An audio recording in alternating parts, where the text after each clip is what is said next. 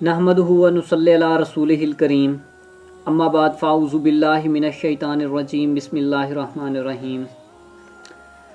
हज़रत आयशा रदियल्लाहु ताला अन्हा के पास एक यहूदी औरत आई और उसने उनके सामने अज़ाब कब्र का तज़किरा किया और कहा, आज़किल्लाहु मिन अज़ाबिल कब्र, यानी तुझे अल्लाह अज़ाब कब्र से पनाह में रखे। हज़रत आयशा रदियल्लाहु ताला अन्हा ने हज़रत मोहम्मद सल्लल्लाहु अलैहि वसल्लम से इसके मुतालिक सवाल किया तो आपने फरमाया, नअम अज़ाबुल कब्री हक़्क़ुन, हाँ कब्र का अज़ाब हक है। तो नाज़रीन, अज़ाब कब्र जिसके बारे में उलमा भी फरमाते हैं, उसकी मैंने हदीस से आप लोगों को एक दलील पेश की है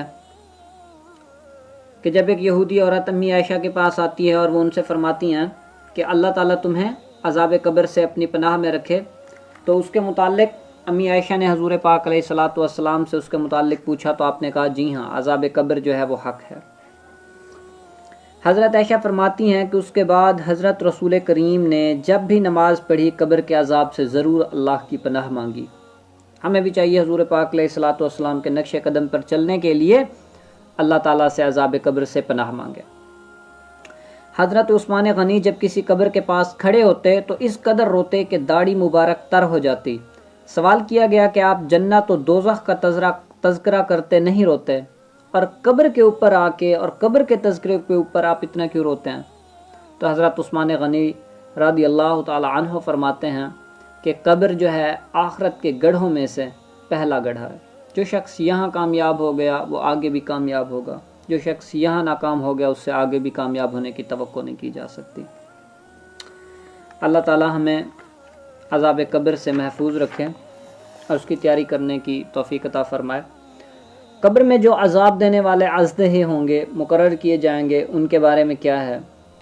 हज़रत अबू सईद खुदरी रदियल्लाहु ताला अन्हु रिवायत फरमाते हैं कि आप सल्लल्लाहु अलैहि वसल्लम ने इरशाद फरमाया कि कब्र में काफिर पर ज़रूर 199 अज़दहे मुकर्रर कर दिए जाते हैं जो क़यामत तक उसे डसते रहते हैं। अज़दहा बहुत बड़ा सांप होता है। फरमाते हैं कि अगर उनमें से एक भी सांप ज़मीन के ऊपर फूंक मार दे तो उसके जहर से क़यामत तक कोई फसल नहीं उगेगी।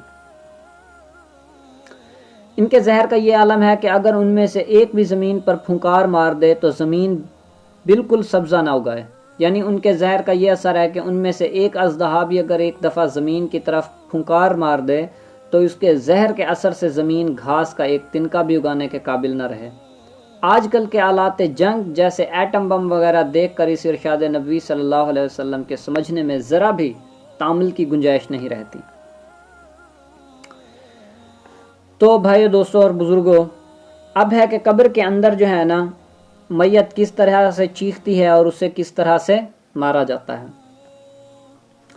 हज़रत बरा बिन आज़िब रदियल्लाहु ताला अन्हु की एक रिवायत में है कि आप सल्लल्लाहु अलैहि वसल्लम ने इरशाद फरमाया कि जब काफिर जवाब देता है कि हाँ हाँ मुझे पता नहीं, जब उनसे सवाल किए जाते हैं, मुनकर नकीर सवाल पूछते हैं मन नबियों का, मा दीनों का, मन रब्बों का, तो वो कहता है हाय हाय मुझे कोई पता नहीं।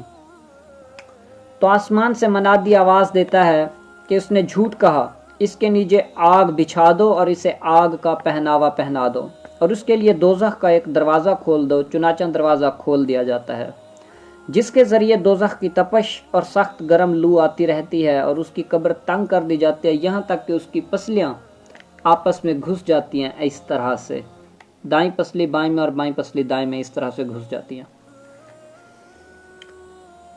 और जो अंधा और बहरा होता है, एक उसे अजाब देने के लिए जो है ना मुकर्रर कर दिया जाता है। उसके पास लोहे का गुर्ज होता है जिसकी हकीकत ये है कि अगर वो पहाड़ पे मार दिया जाए तो पहाड़ ज़रूर मिट्टी हो जाए, यानी पहाड़ रेजा रेजा हो जाएगा उसे एक गुर्ज के मारने से। फिर इरशाद फरमाया कि इस गुर्ज को एक मर्तबा मारता है तो उसकी आवाज़ को इंसान और जिन्नात के अलावा पूरा पश्चिम के दरमियान की सारी मखलूक सुनती है। मशरिक से मगरिब तक हर चीज़ उस गुर्ज की आवाज़ सुनती है सिवाय इंसान और जिन्नात के। एक मर्तबा मारने से वो मिट्टी हो जाता है और फिर रूह लौटा दी जाती है। अल्लाहु अकबर। بخاری اور مسلم کی ایک اور روایت میں ہے کہ اس گرز کے مارے جانے سے وہ اس زور سے چیختا ہے کہ انسان اور جنات کے سوا اس کے قریب کی ہر چیز اس کی چیخ و پکار سنتی ہے۔ اللہ اکبر۔ سوال یہاں یہ پیدا ہوتا ہے کہ انسانوں اور جنات کو میت کے مارنے اور اس کے چیخنے کی آواز کیوں نہیں سنائی دیتی؟ تو علماء نے اس کے جواب میں لکھا ہے کہ انسانوں اور جنات کا عالم برزخ سے واسطہ پڑتا ہے۔ اگر ان کو عذاب قبر دکھایا جائے یا کانوں سے وہاں کے مصیبت زدوں کی چیخ و پکار کی آواز سنائی جائے تو ایمان لے آئیں اور نیک عمل کرنے لگیں۔ حالانکہ خدا کے یہاں ایمان بالغیب معتبر ہے کہ صرف رسول اللہ صلی اللہ علیہ وسلم کی بات سن کر مان لیں، سمجھ میں آئے یا نہ آئے، بہرحال آپ کی بات صحیح مانے اس کو ایمان فرمایا گیا ہے۔ قرآن پاک میں ارشاد فرمایا گیا ہے، بلا شبہ جو لوگ اپنے رب سے بن دیکھے ڈرتے ہیں ان کے لیے مغفرت ہے اور بڑا اجر ہے۔ ان الذین یخشون ربہم بالغیب لہم مغفرۃ و اجر کبیر۔ بلا شبہ جو اپنے رب سے بنا دیکھے ڈرتے ہیں ان کے لیے مغفرت اور بڑا اجر ہے۔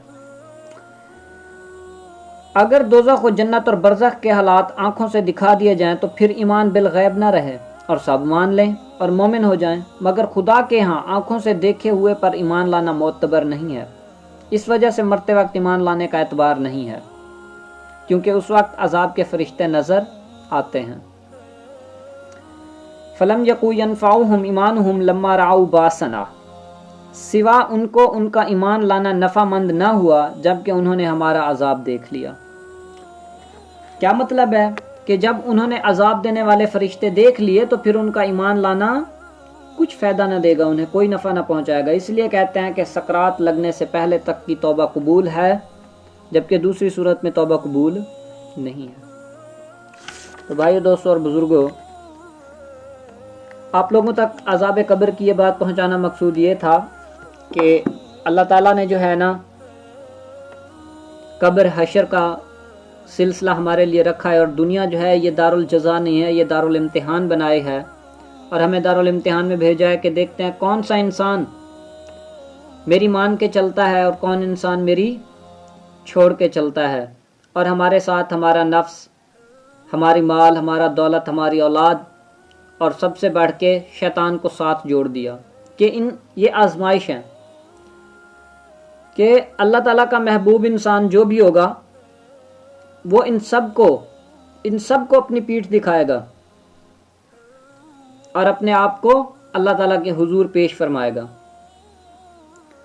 تو دعا کرتے ہیں کہ اللہ تعالیٰ ہمیں قبر و آخرت اور حشر کی تیاری کرنے کی توفیق عطا فرمائے، اور اپنے محبوب حضرت محمد مصطفیٰ صلی اللہ علیہ وآلہ وسلم کے نقش قدم پر چلنے کی توفیق عطا فرمائے۔ وآخر دعوانا وان الحمد للہ رب العالمین۔